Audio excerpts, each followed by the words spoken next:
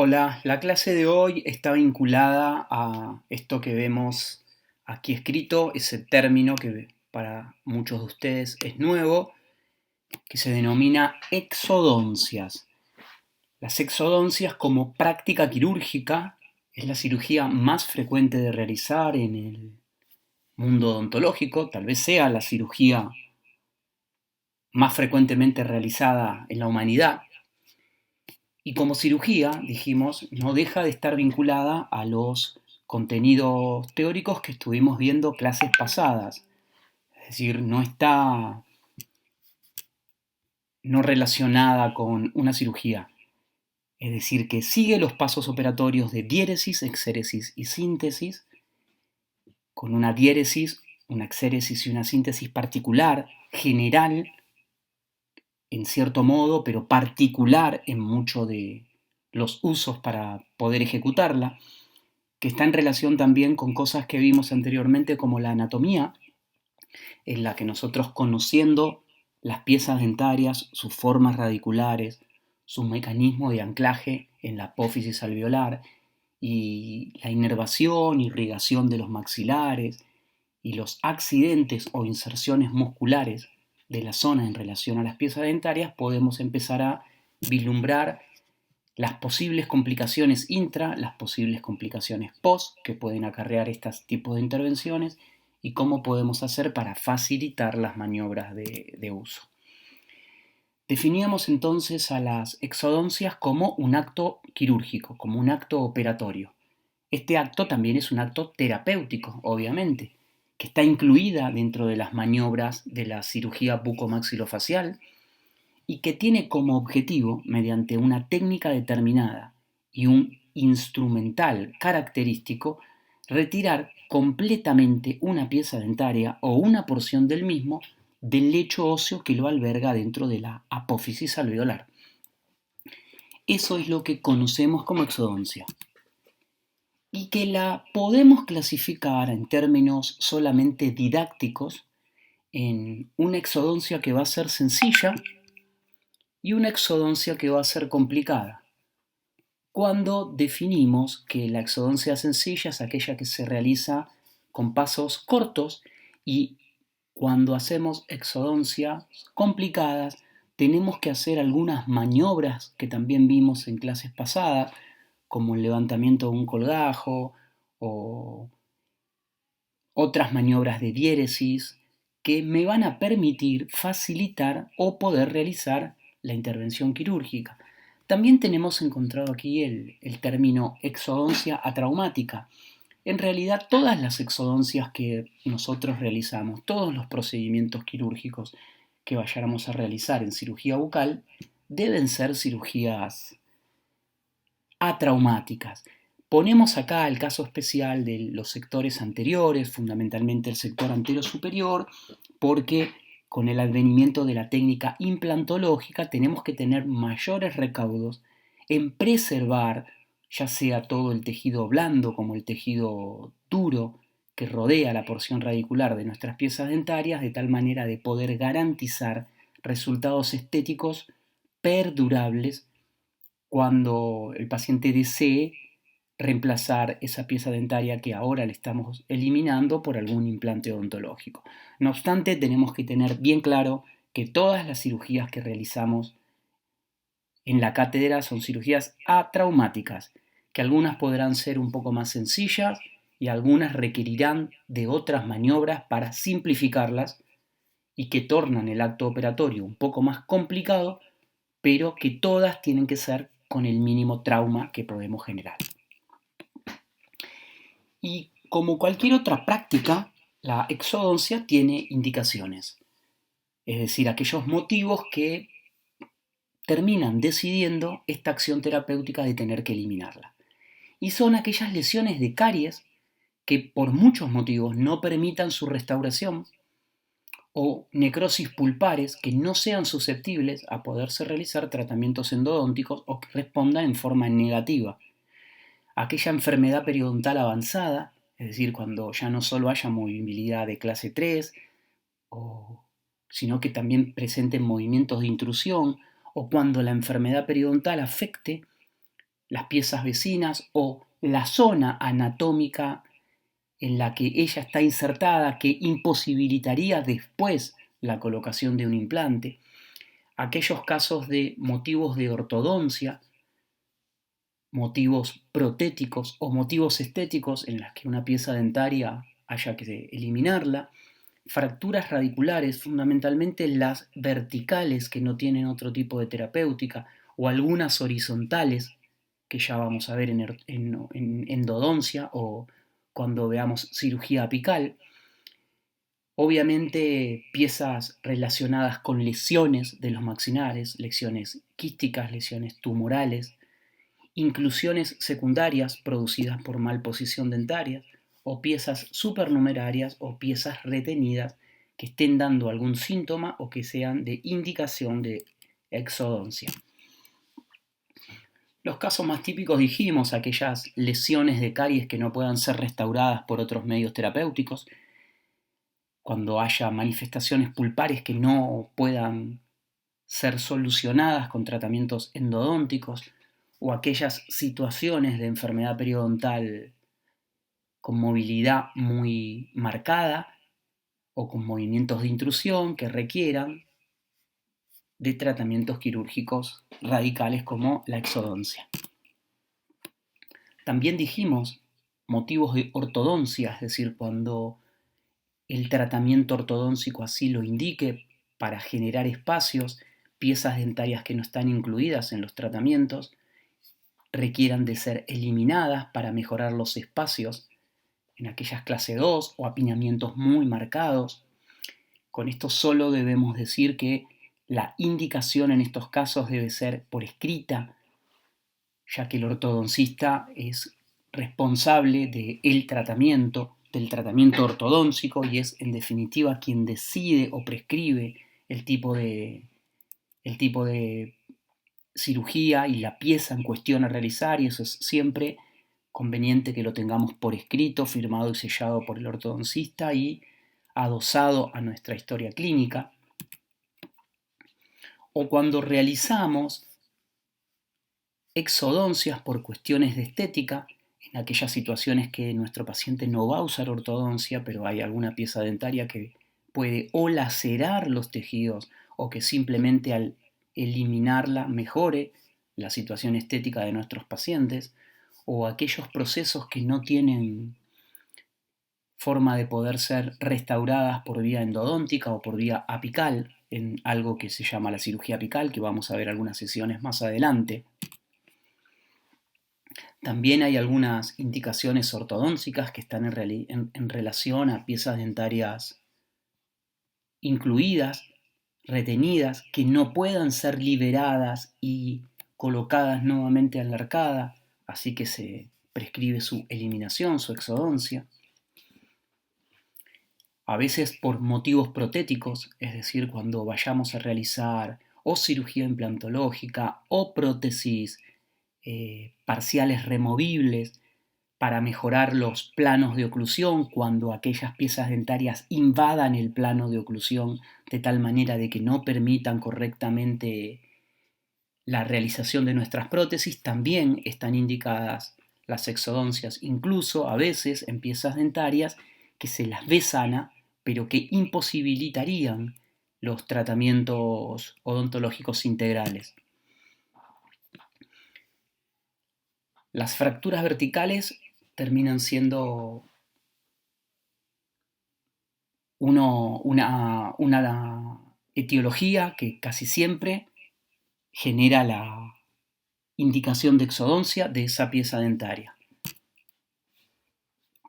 Las piezas dentarias retenidas, casi excluyente, son los terceros molares, tanto inferiores como superiores, pero pueden aparecer algunas otras piezas dentarias que requieran su eliminación, como ya van a ver el año que viene en cirugía 2, o piezas dentarias que están relacionadas con patología quística o patología tumoral. También en el momento de la eliminación de esa patología deben ser eliminadas, y presentan algunas contraindicaciones, casi todas de orden local, Las de orden general ya las vimos en preoperatorio, las que tienen que ver con con cualquier otra contraindicación de otra cirugía, pero decimos en líneas generales que zonas que han recibido radioterapia o pacientes que han tomado medicación antiangiogénica o antirresortiva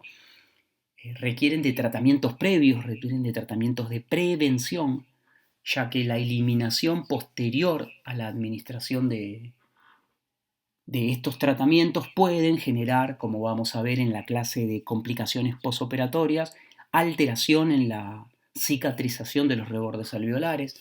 Los dientes incluidos que están dentro de lesiones maxilares también están contraindicados en tanto y en cuanto no se pueda conocer el origen de la lesión.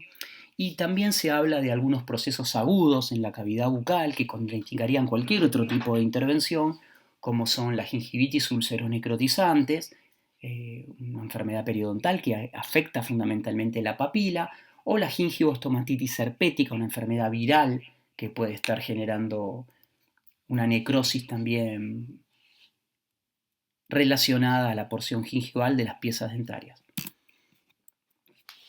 Ya vimos los otros días la clase de elevador y de forceps. No obstante, vamos a hacer algún repaso rápido. Digo, repaso rápido. Los conceptos más claros están en la clase de exodoncia, pero como vamos a utilizar este material en nuestros actos quirúrgicos, vamos a hacer un repaso así cuando lo ven suena más familiar.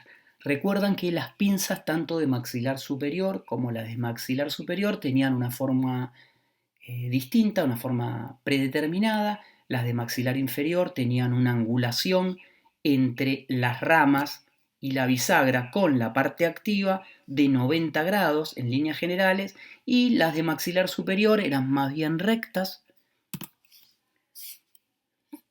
Estaban diseñadas para poder tener una toma palmar, es decir, que la parte cóncava en las del maxilar superior apoyen contra la palma de la mano, que teníamos 6 pinzas en el maxilar superior, que eran todas relativamente parecidas, pero tenían algo en los bocados, digamos, en la porción que hace la prehensión de la pieza dentaria, que les daba una característica muy particular. La característica muy particular incluso estaba dada en la pinza de molares, que eran 2, cosa que no ocurría en el maxilar inferior. Las pinzas de maxilar superior están diseñadas una para la derecha y una para la izquierda, y eso estaba en relación a un bocado que tenía una porción que era más aguda, que nos permitía un espolón, que nos permitía colocarse en la furcación de las raíces, y la pinza de terceros molares, junto con la de restos radiculares, que ya tenían otra forma, la de restos radiculares, una porción mucho más delgada, la de terceros molares, con una inclinación que me permite llegar a la porción más posterior. Habíamos dicho que eran todas muy parecidas, pero esta toma fotográfica me muestra algo muy característico entre ellas. Es que a medida que se van inclinando, ¿ven?, van sirviendo para sectores más posteriores. La que esta recta sirve para incisivos y caninos. La que empieza a tener un grado de curvatura me permite sortear las piezas dentarias anteriores para ir a la zona de premolar, igual que la zona de molar. La de terceros molares es la que es más angulada, ya que me permite pasar todas las piezas dentarias hacia la zona del tercer molar, y con misma inclinación que me permite evitar las piezas vecinas es la de restos radiculares. Fíjense cómo a medida que voy hacia los sectores posteriores, la pinza va adoptando una inclinación que me permite sortear las piezas anteriores. Habíamos dicho que cuando trabajábamos en el maxilar superior, en el cuadrante 1 o en el cuadrante 2, siempre iba a estar trabajando desde adelante. Cuando estoy trabajando con el paciente parado, lo que iba a cambiar es la posición de mi dedo pulgar o mi dedo índice, que me sujeta el maxilar, ya sea en el sector 1, el dedo pulgar va a quedar por fuera, y en el cuadrante 2, el dedo pulgar va a quedar por dentro o apoyado en la apófisis palatina.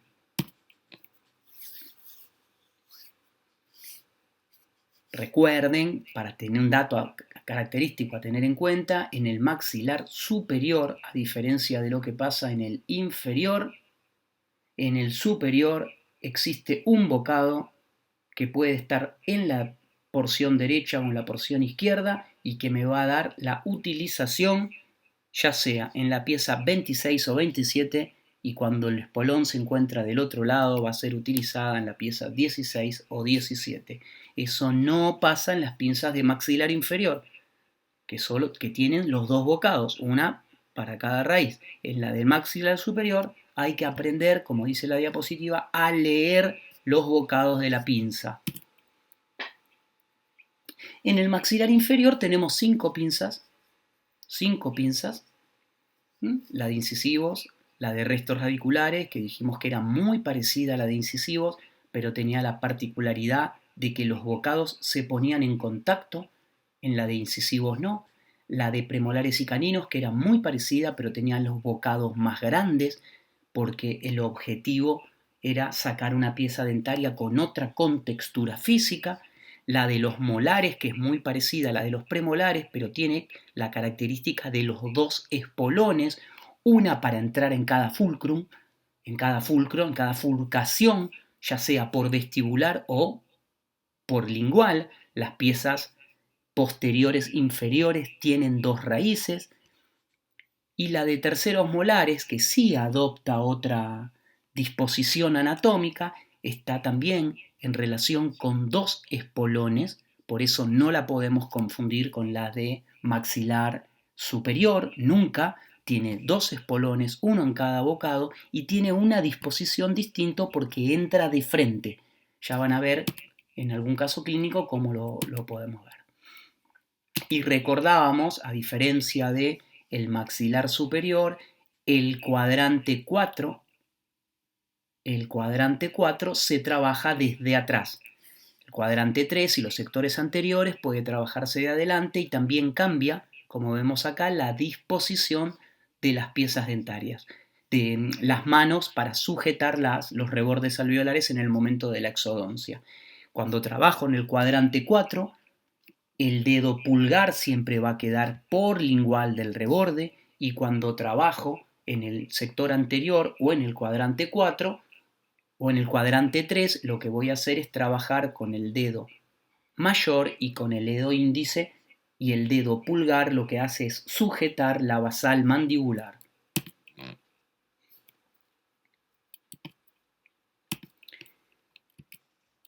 Repasamos entonces cuál es la utilización de la pinza de terceros molares. Fíjense que a diferencia de las otras pinzas, ya sea en el cuadrante 3 o en el cuadrante 4, la pinza de terceros molares siempre entra de frente, con el operador delante del paciente al que se le va a realizar la práctica quirúrgica, ya sea cuadrante 3 o cuadrante 4. Y fíjense cómo la pinza, con su angulación, permite sortear los premolares y molares hasta llegar a la zona del tercer molar. Resumiendo, habíamos dicho que la pinza de los maxilar superior era habitualmente recta, la pinza de maxilar inferior era la que tenía esta angulación, que todas tenían bocados, pero como característica central, la que diferencia, aparte de esta característica clásica, es que en el maxilar superior las pinzas de molares tienen solo un espolón, en el maxilar inferior la pinza para molares tiene un espolón en cada uno de los bocados. También dijimos que podíamos utilizar elevadores. En la clase pasada vimos una clase específica de elevadores, repasamos, tenían un mango, un tallo y una punta, ya sea de la familia de los verticales, de los transversales tipo el Winter, los que nosotros denominamos Winter, o de los elevadores rectos, los tipos Klebden. Todos tenían la misma composición química, la misma composición física, perdón. ya sean de la familia de los Klebden, que pueden estar relativamente angulados o ser rectos. En estos Klebden había una verticalidad entre el mango y el tallo, y en los que denominábamos Winter, el tallo es perpendicular al mango, ya sea en estos, que son los elevadores de Winter, pero también se pueden dar en los POT, se pueden dar en otro tipo de elevadores que utilizamos habitualmente en cirugía bucomaxilofacial, y que estos elevadores, decíamos, tenían la acción casi siempre de generar luxación, que tenían distintas formas de ser utilizados, distintos principios físicos. Uno de ellos era la palanca de primer género. El ejemplo más típico es el sub y baja, y decíamos que cuando la fuerza estaba más alejada de la resistencia, por eso las pinzas hay que tomarla de su porción más final, podían compensar ciertas fuerzas,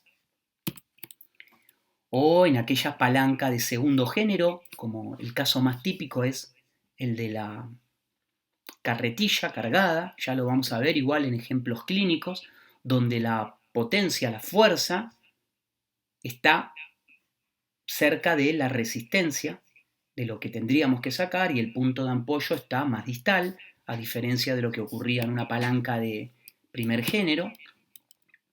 También tenemos palancas de tercer género, no hay utilización de elevadores de este tipo. Sí podemos pensar en la articulación temporomandibular, podemos pensar en el brazo humano cuando se realizan pulseadas, pero el uso de los elevadores es con palanca de primero y segundo. También tenemos otros movimientos, otros principios físicos que ayudaban a los elevadores. Esos principios físicos son el de cuña, es decir, ingresa el instrumento mediante movimientos de vaivén, y a medida que va ingresando, como dos situaciones físicas no pueden estar en el mismo momento, en el mismo espacio físico, una de las dos va a ir saliendo. Movimiento de cuña, empiezo por presión a ingresar, en este caso en el ligamento periodontal. Y teníamos también lo que denominábamos el movimiento de rueda, es decir, una vez que la cuña me permite llegar a un lugar, puedo ir girando mi elevador como una rueda, pero siempre la exodoncia conviene terminarla con pinzas, con forceps. Los elevadores pueden hacer la luxación y pueden dejar casi todo el trabajo realizado, pero conviene la abulsión final realizarla con pinza para evitar que el paciente pueda tragarse el diente, que la pieza dentaria pueda irse a una zona vecina. Siempre conviene sujetarlo de una manera mucho más firme con un forceps, con una pinza. Los elevadores, ya los vimos, existen de distintas características, rectos o distintos tipos de dedos Winter. Tenemos que tener bien en claro que la parte convexa nunca es la parte activa es una parte cóncava, plana o más cóncava. Esa es la parte activa, es la parte que va a estar en contacto con la pieza dentaria a eliminar. La parte activa es la pieza que está en contacto con la pieza dentaria a eliminar. Fijémonos, por ejemplo, aquí todo lo que estamos viendo cóncavos, planos o con mucha concavidad, son las partes activas. Estos tres son los elevadores que nosotros enseñamos, elevador 2 o el lanceolado, ¿se acuerdan? El elevador 11, o también denominado pata de cabra, o el elevador 14, denominado lanceolado, pero angulado. Fíjense la diferencia que existe en la forma entre el lanceolado y el lanceolado angulado o 14. Estos son los tres que nosotros vimos. Terminado este ligero repaso de elevadores, vamos a entrar a la exodoncia como cirugía propiamente dicha. ¿Se acuerdan? Habíamos mencionado que no estaba exento de los tiempos operatorios, diéresis, exéresis y síntesis, con una hemostasia. En relación a la anestesia, vamos a recordar que cuando no utilizamos anestesia general, Todas las anestesias que utilizamos en la cavidad bucal son anestesias infiltrativas. Voy a estar a la espera de qué diente, qué pieza voy a anestesiar para ver si esa anestesia infiltrativa va a ser en una región donde el nervio tiene forma de tronco o es una porción terminal. Y es por eso que cuando damos anestesia del nervio dentario inferior y el nervio lingual, la denominamos anestesia troncular, porque estamos depositando, infiltrando el líquido anestésico en una región donde la porción nerviosa es troncal. Y cuando anestesiamos, por ejemplo, el nervio mentoniano o el nervio bucal, la denominamos habitualmente anestesia infiltrativa porque estamos infiltrando líquido en una porción donde el nervio es terminal. ¿Queda claro esto? Las anestesias siempre son infiltrativas. Nosotros habitualmente denominamos tronculares a la del dentario inferior porque estamos en la porción troncal, y denominamos infiltrativa, no terminal, como debería denominarse, cuando las damos en porciones terminales. Pero todas las anestesias odontológicas son infiltrativas. También después tenemos una diéresis, que la vamos a realizar de una forma característica. ¿Se acuerdan? Era aquella maniobra que me permitía el abordaje a la lesión, el abordaje a la zona que quiero operar. Una exéresis, que también va a ser la eliminación, en este caso la exodoncia, mediante las maniobras de profundización y prensión de la pinza, la luxación y la abulsión. Y una síntesis que casi siempre está presente, es la sutura. Y siempre que realicemos estas maniobras vamos a realizar hemostasia. Vamos al primer tiempo operatorio que requeriría una exodoncia, que es el tiempo de la diéresis. Y esa diéresis se va a realizar con un mango de bisturí al que le colocamos una hoja intercambiable número 15, y vamos a realizar una incisión, como vimos en tiempos operatorios, intracrevicular. Es decir, colocándonos en el surco gingival y tratando de incidir el epitelio de unión y las fibras conectivas que se ubican directamente por debajo. Con eso realizo mi incisión, tanto por vestibular como por palatino y lingual. Una vez que realicé mi incisión, voy a seguir con mi diéresis mediante la utilización de un periostótomo romo. Voy a colocar el periostótomo en la misma ubicación donde coloqué el bisturí para tratar de despegar ese epitelio de unión que fue incidido y desinsertar las fibras conectivas que están por debajo en el corión gingival. La segunda maniobra, después de la incisión, es el legrado, también como diéresis. Esto me va a permitir que pueda realizar mi exéresis, es decir, la ubicación de los instrumentos que me van a permitir la aprehensión de esa pieza dentaria. Fíjense, si yo no hubiera realizado mi diéresis, trataría de prensar en una porción alta de la pieza dentaria. En cambio, si hago mi diéresis, permito que mis instrumentos penetren en profundidad, y una vez que yo realizo la aprehensión, lo que trato de hacer es cambiar el fulcrum de la pieza dentaria. Al cambiar el fulcrum de la pieza dentaria me permite más fácilmente realizar los movimientos que son necesarios para la exéresis de la pieza dentaria, sin riesgo de tener que fracturarla. Es decir, coloco mi forceps, mi pinza, lo trato de llevar no al cuello anatómico, sino al cuello que yo generé en profundidad. Voy a hacer palanca de primer género, con movimientos pendulares de vaivén hacia la tabla ósea más delgada, que es lo que vimos en anatomía. Ahí voy con mis movimientos de vaivén, tratando de ir generando espacio entre la pieza dentaria y la apófisis alveolar para poder movilizarla. También puedo colocar mi elevador. ¿Dónde voy a colocar mi elevador? Y lo voy a colocar ahí. No en el cuello anatómico, sino en el cuello que fui generando luego de mi diéresis. Coloco mi elevador en el ligamento periodontal, entre el cemento radicular y la cortical alveolar. Ese es el lugar adecuado. Y una vez que ingresa mi elevador en esa porción, puede empezar a hacer sus movimientos físicos. En este caso, el primero es la palanca, una palanca de primer género. Fíjense cómo la fuerza, el punto de apoyo está en el medio y la resistencia está en la otra punta. Es el típico sub y baja, ¿se acuerdan que dijimos hace un ratito? Y una vez que empiezo a hacer esta palanca de primer género y movilizo la pieza dentaria, puedo pasar a otro movimiento, como por ejemplo el de palanca de segundo género.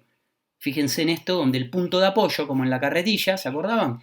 El punto de apoyo quedaba alejado, la fuerza quedaba en contraposición a la resistencia. Y también, cambiando la fuerza, cambiando la dirección de la fuerza, puedo realizar movimientos de palanca de segundo género. Hay que tener muy en cuenta que cuando uno utiliza un elevador, los movimientos se van dando a veces hasta casi simultáneo, estos principios físicos. Entro por cuña, hago un poquito de rueda, hago palanca de primer género, la pieza cede, hago palanca de segundo género, hago más cuña. Digamos, son movimientos que se van dando en forma dinámica. Pero insisto, una vez que estoy por realizar la avulsión, yo siempre debería tomar la pieza con una pinza para exodoncias. Eso nos puede evitar alguna posible complicación en el momento final de la avulsión. Una vez que realicé mi pieza dentaria, la exodoncia de mi pieza dentaria, tengo que seguir con lo que se denomina la maniobra de exéresis. ¿Se acuerdan? Tengo que seguir eliminando gran parte de los problemas. Uno de ellos es observar, mediante visión directa o indirecta, cómo están las paredes y el fondo de mi alveolo. Fíjense, con una cucharita para hueso, empiezo a revisar y ayudado de una pinza Halsted que me permite tomar el tejido, elimino una porción de tejido de granulación que había quedado en la porción apical. También me sirve para sondear, para explorar el resto de las paredes del alveolo. Y como en este caso, por ejemplo, determinar hasta dónde hay tejido óseo y dónde hay tejido blando. También, obviamente, lo que voy a tener que hacer, si la cirugía lo requiere, es eliminar tejido óseo que haya quedado no adherido al periósteo o regularizar aquellas porciones del tejido óseo que puedan llegar a provocar un decúbito del tejido blando y poder ulcerarlo. Es decir, reviso, trato de pasar el pulpejo del dedo por las porciones alveolares y si noto que hay alguna zona que esté puntiaguda, que tenga algún grado, que pueda generar algún grado de lesión en el tejido blando, con una pinza para hueso voy a empezar a aplanarla, a eliminarla. Otra parte de la exéresis. Por último, lo que voy a realizar es la síntesis. En la mayoría de los procedimientos quirúrgicos es necesario realizar punto de sutura. No obstante, no vamos a mentir, existe la posibilidad de realizar maniobras de hemostasia y colocar un pack de gasa sin necesidad de suturar. Nosotros en la clínica, como esto lo consideramos un acto quirúrgico, vamos a pedir que siempre den un punto de sutura, ya sea simple o ya sea en cruz, como vieron en la clase de tiempos operatorios 2, como para finalizar el acto operatorio. Tenemos que tener presente también que la hemostasia, ¿se acuerdan? Habíamos dicho, está presente en todo momento de la intervención. Es decir, para que yo vea correctamente dónde voy a aplicar el elevador, necesito que no esté sangrando. Cuando yo terminé mi intervención quirúrgica antes de suturar, tengo que revisar que no esté sangrando. Y eso se realiza en la cavidad bucal con un pack de gasa. Con un pack de gasa que, fíjense, hay una manera correcta de colocarlo y hay una manera incorrecta. No es necesario que el paciente lo que haga es morder una gasa, sino que la gasa esté posicionada sutilmente sobre la porción alveolar y que exista una segunda gasa que el paciente, mediante presión oclusal, pueda mantenerla ubicada durante aproximadamente media hora.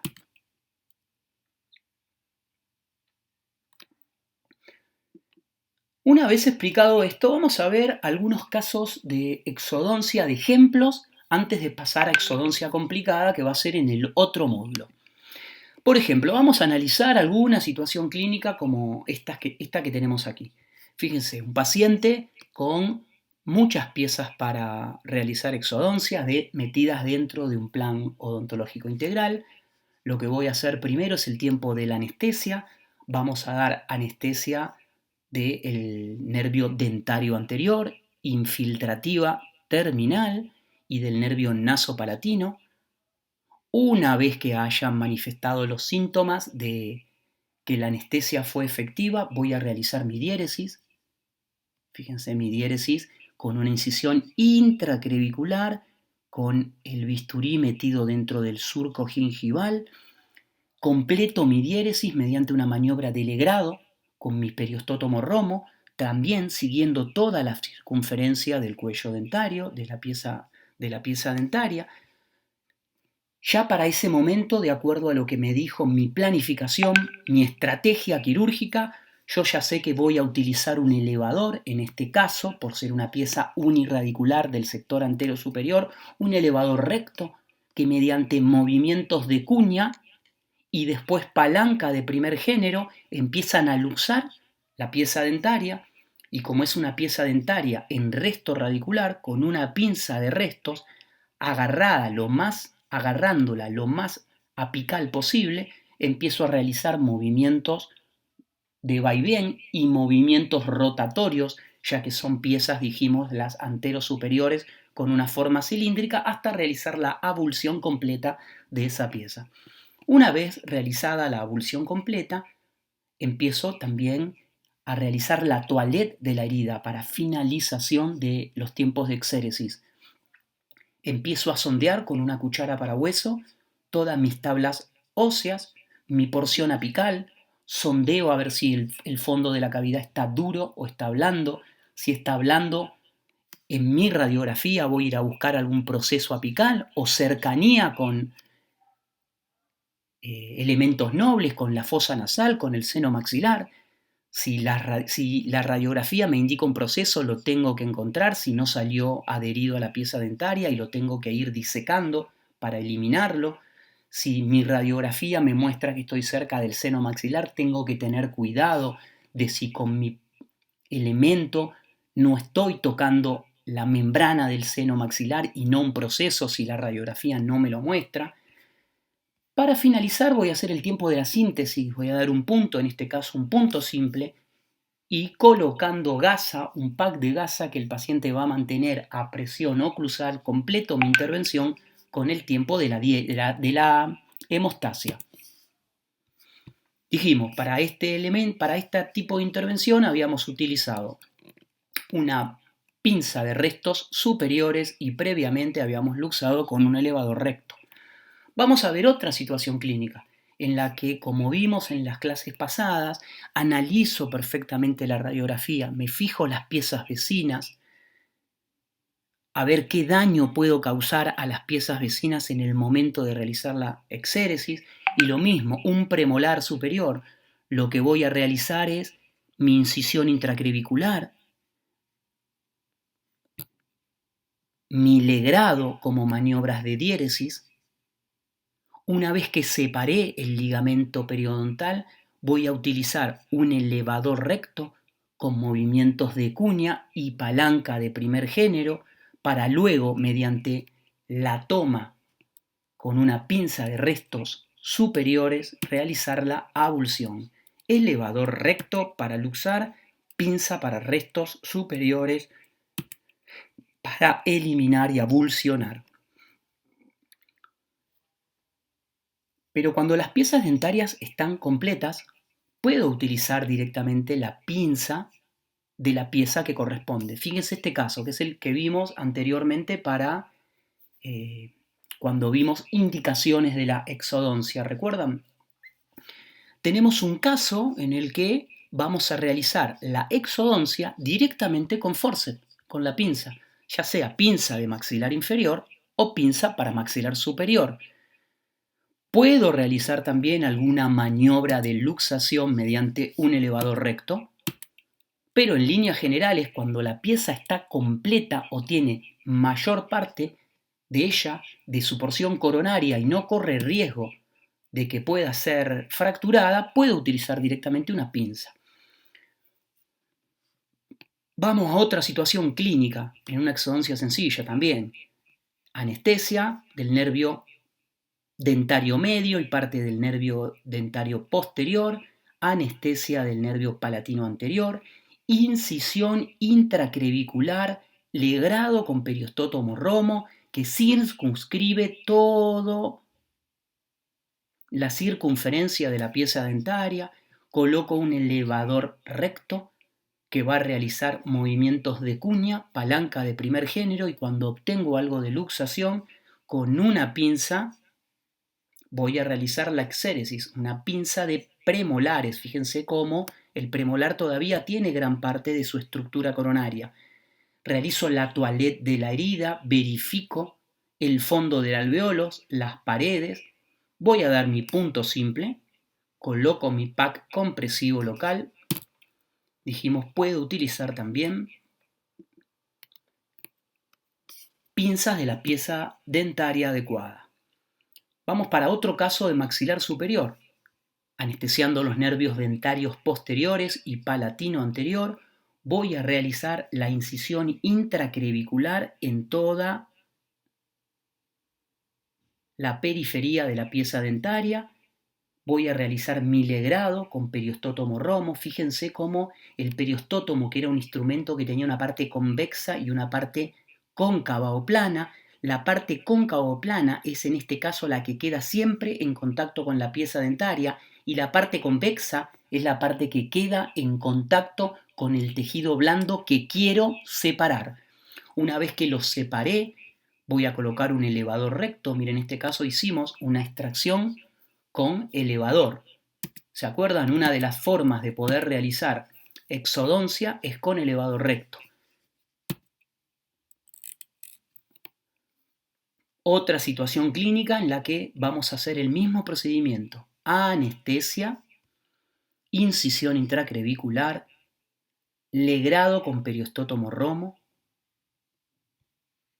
tomo con una pinza de restos superiores. Fíjense la diferencia, un resto. Puedo realizar la exodoncia con un pinza de restos, y el caso anterior, donde la pieza dentaria tenía su integridad coronaria, la puedo realizar con una pinza, en este caso una pinza de terceros superiores. Hago la toilette de la herida, fíjense los detritos de tejido óseo que va eliminando, mi puntito de sutura, una sutura simple, mi pack compresivo de gasa que voy a tener durante un tiempito, durante no más de media hora, pinza de restos superiores. Vamos a un caso muy parecido al anterior, en el que utilizamos pinza de terceros superiores, mismo procedimiento. Voy a realizar la incisión intracrevicular, el legrado con periostótomo romo, la luxación mediante palanca de primer género y cuña con un elevador recto. También podría utilizar un elevador 14, ¿se acuerdan que era para terceros molares superiores, una de sus tres funciones? Y después voy a realizar la abulsión con una pinza de terceros superiores. Voy a realizar obviamente la toilette de la herida, la revisación de la loge quirúrgica antes de realizar la sutura. Elevador recto, dijimos, y pinza de terceros superiores. Vamos a la última situación clínica, que es similar a la anterior. Incisión, legrado, tanto por vestibular como por palatino, la toilette de la herida y las suturas. Vamos a ver en el próximo módulo, en el próximo video, vamos a seguir con casos clínicos y vamos a pasar a intervenciones complicadas o a traumáticas. Nos vemos en un ratito.